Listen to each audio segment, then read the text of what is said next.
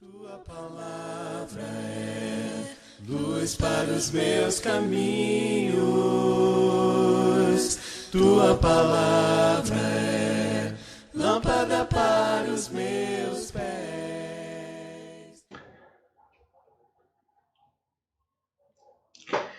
Olá, você que me acompanha nesta quinta aula do curso de interpretação bíblica. Saúdo você com a paz de Jesus Cristo, que excede todo o entendimento. Bom, caso você não tenha visto, não tenha recebido, o link para acesso a esse vídeo de reflexão, veja aqui embaixo na descrição, tá? Ou no final da aula você vai ter também o link. Se você ainda não assistiu, peço por favor que dê uma pausa aqui e vá até lá e assista o vídeo para a gente ver aí a importância da interpretação, né? A importância do contexto. Bom, o vídeo mostra que os dois médicos estão fazendo um relatório, né, sobre o paciente, do relatório do paciente, e surge um mosquito que passa a incomodá-los. Enquanto isso, a esposa e a filha sobem de elevador para visitar o pai. No quarto, um dos médicos, a fim de eliminar o mosquito, pega um desfibrilador, um desfibrilador e acerta o mosquito. E foi então que logo em seguida a mãe e a filha entram no quarto e o médico vê o mosquito caído e nesse momento elas ouvem algo do tipo morreu, se referindo ao mosquito. Mas o que elas entenderam, né? Que o paciente havia morrido, né? E um deles, inclusive, estava lá com desfibrilador tentando aí ressuscitá-lo, né? Então, olha só a interpretação que elas tiveram dessa cena, né? Enfim, viram uma parte da cena, não viram, né, a cena toda, tiveram uma conclusão fora do contexto. Então, aliás, atente aí para as legendas, né, que aparecem, né? Aparece em inglês, mas a tradução é: não julgue rápido demais, nós não vamos. Então é uma ideia aí para mostrar essa questão sobre julgamento. E para nós serve como a interpretação de uma cena, a interpretação de um contexto, né? Tá bom? Vamos lá então, quinta aula. Na aula passada eu falei sobre os procedimentos para desenvolver um estudo bíblico, mostrando um esquema básico para fundamentar o texto, e por fim organizamos também um esboço, ok? Esse esboço, ou melhor, isso, o esboço nada mais é que um rascunho ou as primeiras anotações do que se pretende estudar. No nosso caso, o texto bíblico, né? E nós, inclusive, esboçamos sobre um texto de Mateus capítulo 3, versículos de 11 a 17, ok? Na aula de hoje faremos novamente faremos um segundo esboço e em seguida vou trazer aí uma aula prática expositiva, tá bom? Vamos lá então, esboço 2, né, confronto do amor exigente, mais uma aula prática de Filemon. Já vimos isso aqui na aula passada, só vou colocar aqui para a gente rever, né? Revisar aí o esquema, né? O esqueleto aí para a gente preparar um estudo, tá bom? Então, estou colocando aqui novamente para você lembrar disso. Vamos lá então para o esboço 2.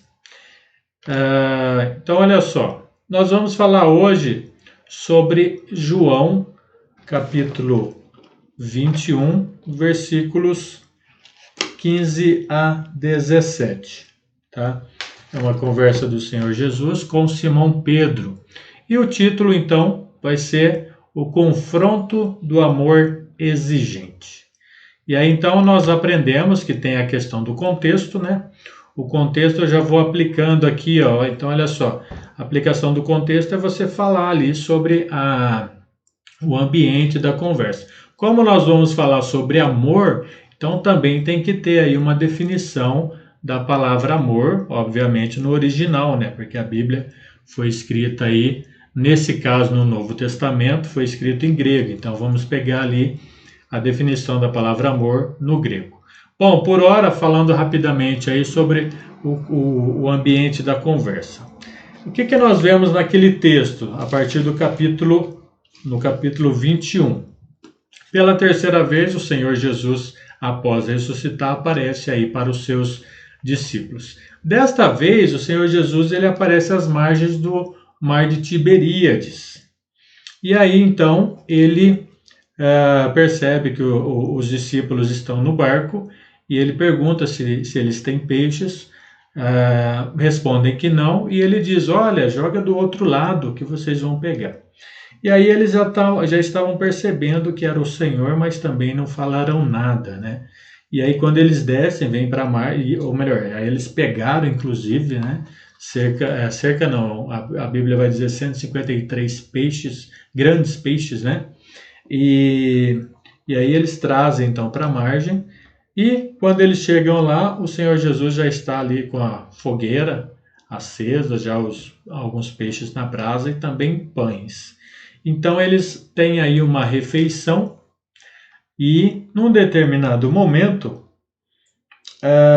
o Senhor faz aí algumas perguntas para ele. Nós vamos ver daqui a pouquinho, mas o contexto é basicamente isso, ok? Falando agora sobre a definição de amor. Nós vamos falar aqui sobre o filéu, né? O philos, do grego filéu, que é o amor de amigo, amor de amizade, e também o ágape, ou agape, né? Que é o amor de Deus, o amor incondicional. Eu vou colocar esses dois, tá? Porque é o que tem a ver com o texto que nós vamos trabalhar. Mas, para você ter uma ideia, existe também o amor eros, que é o amor para o amor sensual, né? Daí a palavra, inclusive, eros, de erótico, tá? Que tem a ver com carícias, tem a ver com relação sexual. O amor filéu, é esse que eu falei, né? O amor de amigo, de amizade, o amor fraternal. Aliás, até para você, de repente, aí uma curiosidade, né? Esse vocábulo grego filéu tem algumas palavras derivadas, por exemplo, Filadélfia, né? O que é Filadélfia? É filéu, amor, né? Amizade, mais adelphos, que é irmãos. Então significa, por exemplo, amor entre irmãos ou amor fraternal. Teófilo, né? Lucas escreve para o excelentíssimo Teófilo. Theos, Deus, filéu, amizade, né? Ou amigo. O que quer dizer amigo de Deus? Filantropia, nós temos aí no país, né, em órgãos filantrópicos, né, filéu, amizade ou amizade ou amigo, e antropos, né, homem. Então seria aí um amor humano, algo desse tipo. Então só para você ver que às vezes a gente tá ligado em algumas coisas e a gente não percebe esses detalhes nessa ligação, essa definição aí da palavra. Tem também o amor chamado storge, né? Esse amor ele tem a ver com o amor conjugal, o amor familiar, o amor doméstico, né? Não é um amor interesseiro, né? Mas é um amor humilde, um amor que mostra aí, vamos dizer assim, sacrifício. É o amor que une o marido à esposa, bem como os pais aos filhos. E tem o amor ágape, né? Dos quatro, o ágape é o amor maior, vamos dizer assim. Por quê? Porque ele tem a sua origem em Deus, né? Que é a revelação, aliás, a revelação clara que a gente vê desse amor está lá no Evangelho de João, capítulo 3, versículo 16. Bastante conhecido, aliás, porque Deus amou o mundo de tal maneira, de uma maneira imensa, que deu seu Filho amado para que que morra, né, por nós, para que todo aquele que nele crê não pereça, mas tenha a vida eterna. Então o Senhor Jesus vem e morre por nós. Esse é o amor de Deus. Esse amor é um amor incondicional, ok? Você não precisa amar a Deus. Então uma pessoa que é ateia, né, não crê em Deus, Deus a ama do mesmo modo, tá bom? Por quê? Porque é um amor incondicional, não há condição, não depende de mim, tá bom? Nós humanos possuímos por natureza, isso aí eu acho interessante também a gente comentar, possuímos por natureza os 3 tipos de amor que eu mencionei, o eros, o filéu e o storge. Mas o amor ágape, ele só se adquire quando se nasce de novo. Por quê? Porque nós vamos ver que a partir daí o Deus acaba operando na nossa vida, né? Na vida do homem. E quando ele se torna, inclusive, o templo do Espírito Santo. Se você pegar lá Gálatas 15, 16 a 22, você vai entender bem isso. Vai falar aí de como nós éramos e aí depois o fruto do Espírito Santo, não é? Bom, então falei aí da definição do amor, tá bom? Vamos mudando um pouquinho. Eu vou ler uma passagem aqui antes. Vou ler na Almeida Revista e Atualizada, que é a versão que eu peguei para esse estudo. E aí nós vamos fazendo aí umas definições. Então, olha só, capítulo 21, versículos de 15 a 17.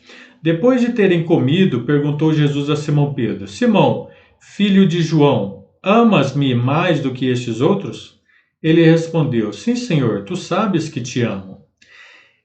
Ele lhe disse: Apacenta os meus cordeiros.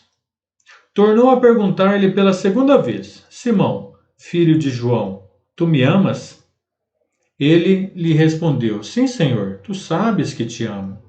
Disse-lhe Jesus: Pastorei as minhas ovelhas. Pela terceira vez, Jesus lhe perguntou: Simão, filho de João, tu me amas? Pedro entristeceu-se por ele ter dito pela terceira vez: Tu me amas? E respondeu: Senhor, tu sabes todas as coisas, tu sabes que te amo. Jesus lhes disse: Apacenta as minhas ovelhas. Então, olha só, nós vamos ver aí o ponto principal, que é a pergunta 1, e aí nós temos então a resposta 1. Depois, ainda no ponto principal, porque o ponto é o mesmo, ok? Nós vamos ver aí um outro confronto. Jesus fez um confronto aí inicial, a um outro, já que estamos falando do confronto do amor exigente, tá? Jesus faz aí pela segunda vez a pergunta, Pedro responde também, e aí ainda dentro do ponto principal, porque ainda é o ponto chave, né? Pela terceira vez, há um confronto, o Senhor Jesus também pergunta novamente, e Simão Pedro responde. Num primeiro momento, você olhando para o texto, é provável que você veja que não há nada errado nesse versículo, né? Mas se usarmos aí as palavras gregas que definem essas palavras, que definem a palavra amor, nós vamos ver que o Senhor Jesus está exigindo algo que Simão Pedro não tinha, que Simão Pedro não estava preparado para lhe oferecer. Agora, olha só. Então, olha só. Eu falei lá antes, né, sobre o ágape e o filéu. Eu vou colocar agora essa pergunta dentro do grego e vou fazer essa pergunta. Olha só. Para a gente entender um pouquinho, depois nós vamos lá na página seguinte, eu vou mostrar para vocês aí, para a gente entender melhor. Mas olha só.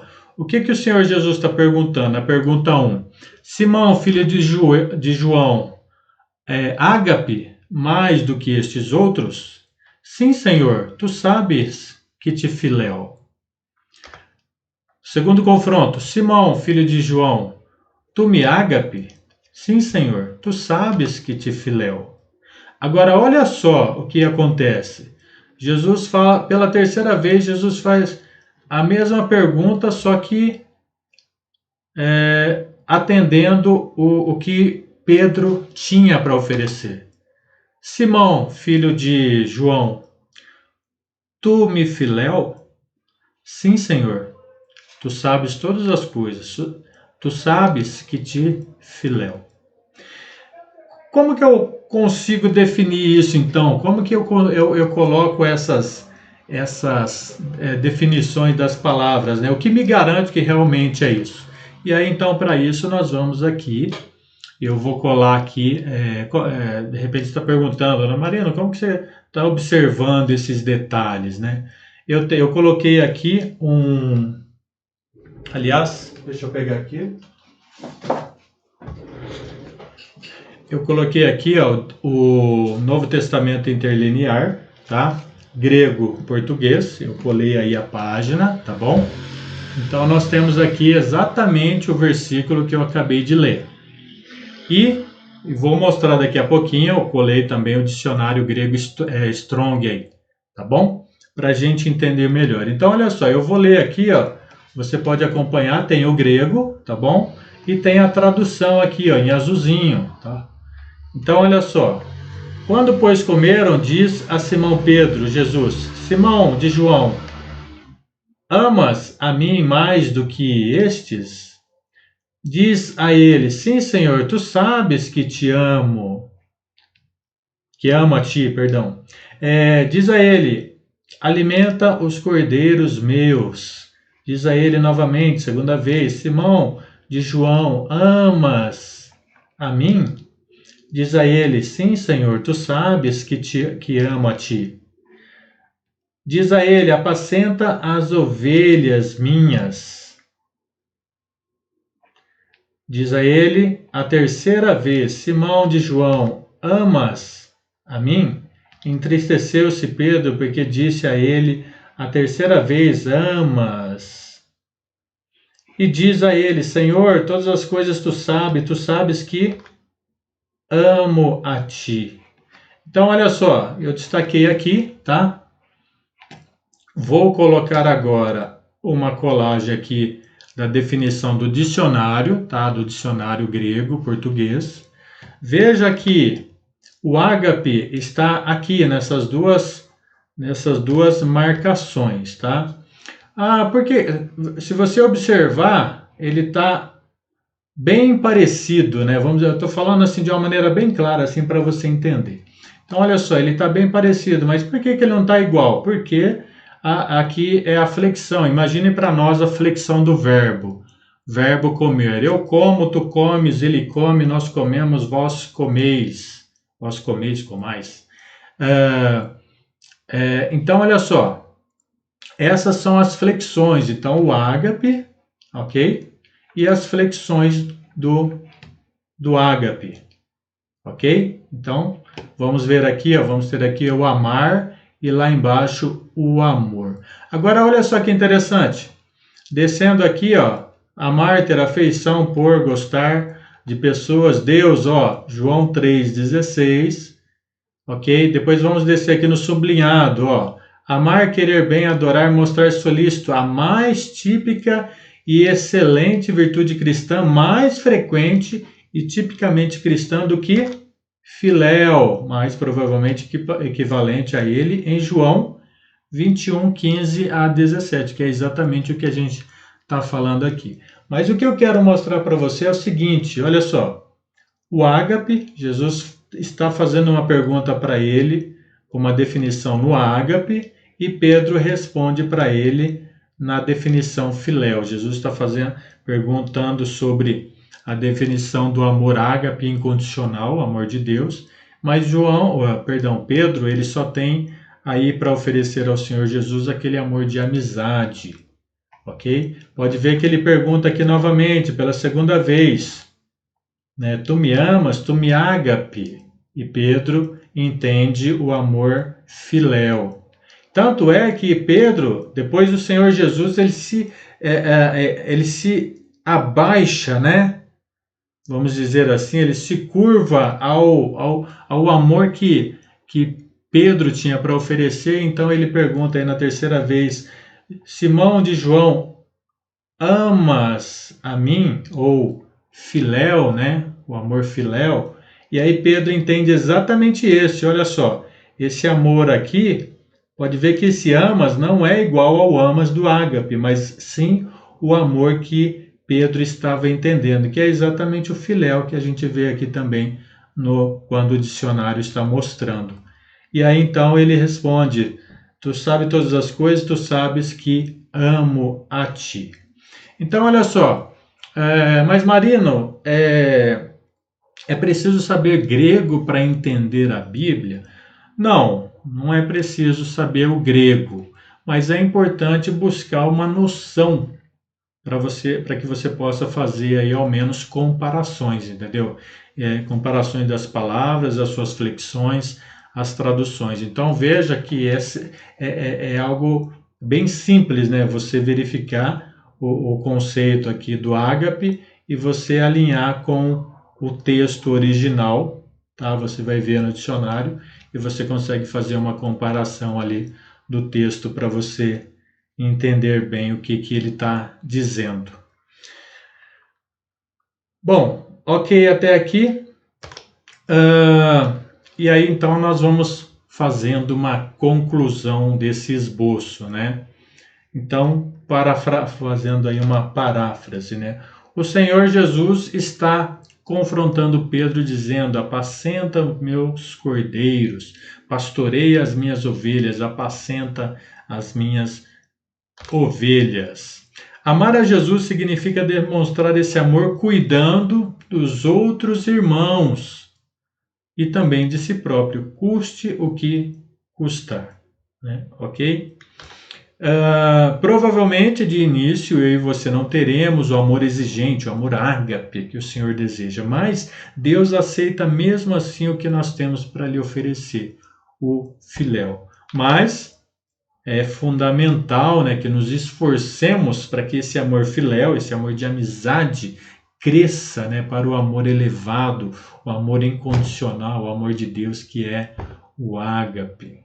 Ok? Então, tudo bem até aqui?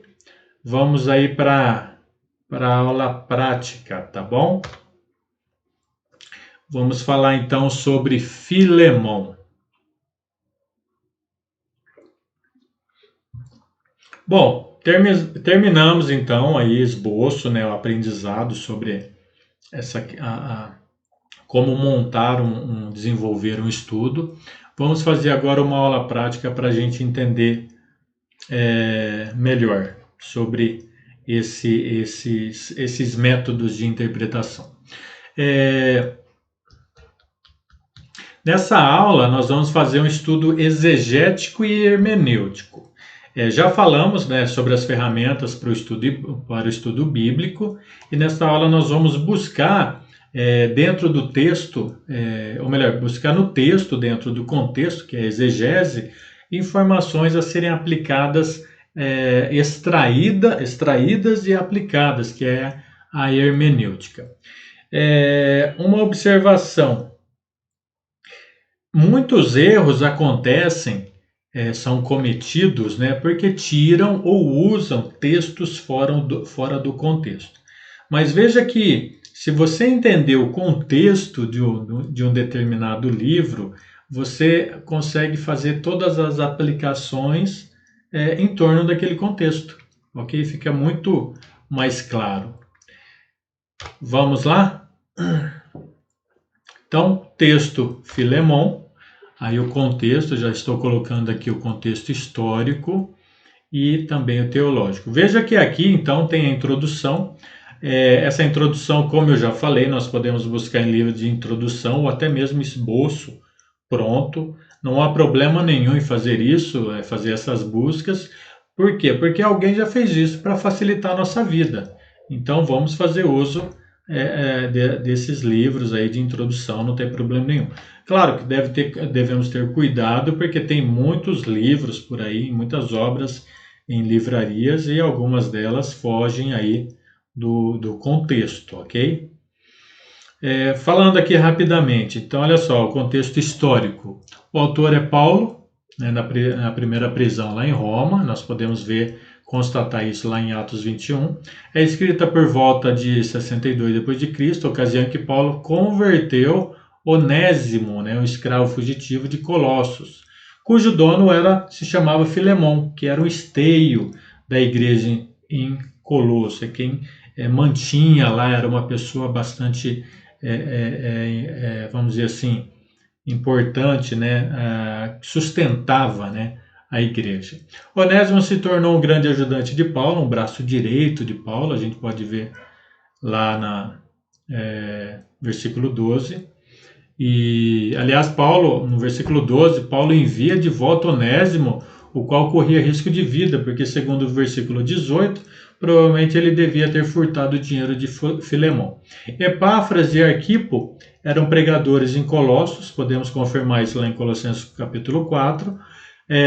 Embora também Timóteo esteja com Paulo ao escrever a carta, ele viajava muito, então, portanto, Onésimo estava à disposição de Paulo. Estudiosos dizem que Áfia era a esposa de Filemão e Arquipo seu filho.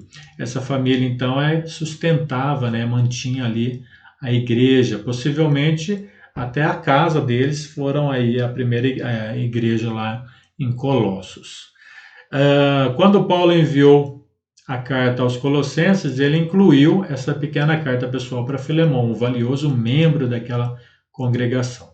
E um contexto teológico que podemos tirar é no versículo 6, que vai falar sobre o pleno conhecimento de todo o bem que há em nós. Deixa eu pegar aqui rapidinho.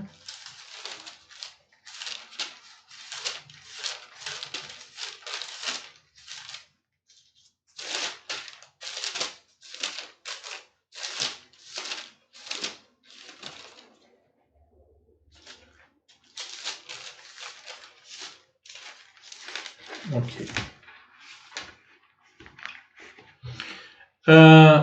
Bom, só revisando aqui, então, o versículo 6, ele vai dizer assim: para que a comunhão da tua fé se torne eficiente no pleno conhecimento de todo o bem que há em nós para com Cristo.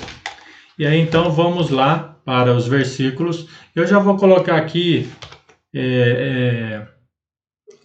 você pode acompanhar aí na sua Bíblia, tá? Vamos colocar aqui o entendimento, né, de cada versículo, trazendo aí para nós o que o autor quis dizer aí sobre essa carta de Filemão. E aí depois nós vamos fazer essa aplicação para hoje. Então, olha só, versículos de 4 a 6, nós vamos ver que a fé e o amor no Senhor refletem amor para com todos os santos. Paulo ora para que Filemão cresça em fé e em amor para a prática do bem. Versículo 7, seu talento, né, o amor, foi motivo de grande alegria para Paulo. Só reforçando, tá? Quando você for ler, leia aí na sua versão de preferência na revista e atualizada, tá bom? Versículos 8 e 9, Paulo podia ordenar, mas ele solicitou em amor para Filemão, que recebesse então aí o Onésimo. Versículo 10 vai mostrar que Paulo converteu Onésimo. Versículo 11, Onésimo era inútil, mas como cristão ele se tornou útil.